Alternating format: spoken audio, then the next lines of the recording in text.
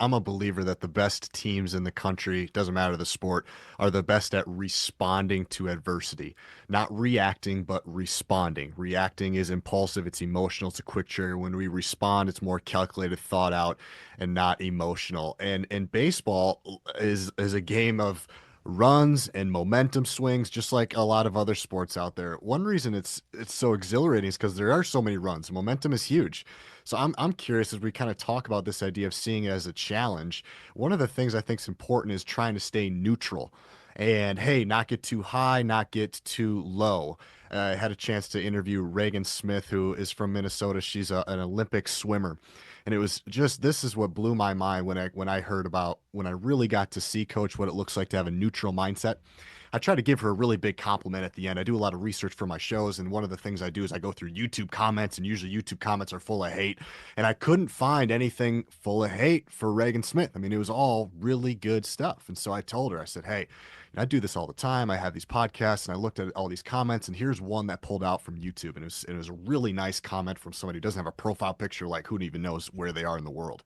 And I shared it with her, and she kind of nodded, like, yeah, okay.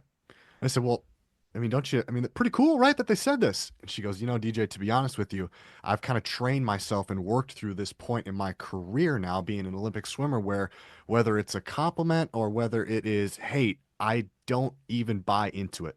Because if I buy into the hate, then I start thinking that that's who I am. If I start buying into everybody thinks I'm great and they want to give me flowers, then I start thinking, and that was the first time where I saw it on the other side of the coin, where I saw it, oh, wow, here I am trying to give you your flowers and tell you how great you are. And you took it, you said thank you in a very sincere, nice way, but it was like, let's move on to the next thing. And that's where I got to see the power of the neutral mindset. I think that's what you're talking about a little bit as the SEC Coach of the Year, where I can't buy into that. I can't get too high. I can't get too low. So that's all to say, Coach. How does that? I would love to get an image of what that looks like and sounds like in your dugout. What does it look like in a game type or in a series when you got to stay neutral? Does all this resonate with you first? And if it does, what does it look like or sound like in the game?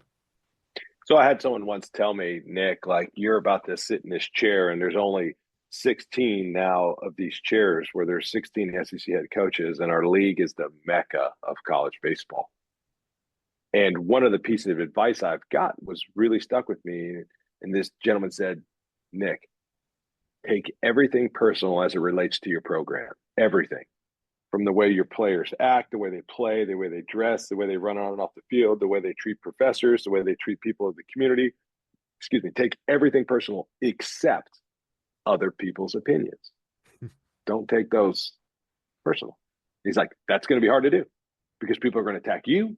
They're going to attack your players. They're going to attack your program, but take everything personal except other people's opinions. And that really stuck home with me because I naturally want to help and please people. And I've had to learn and grow in this area. So to your point, it's like that is like super important. You have to take everything personal except other people's opinions, right? The next thing, one thing I try to do with our players is I help remind them they're responsible for two things. They're responsible for how they play and how they help the team outside of how and when they're playing.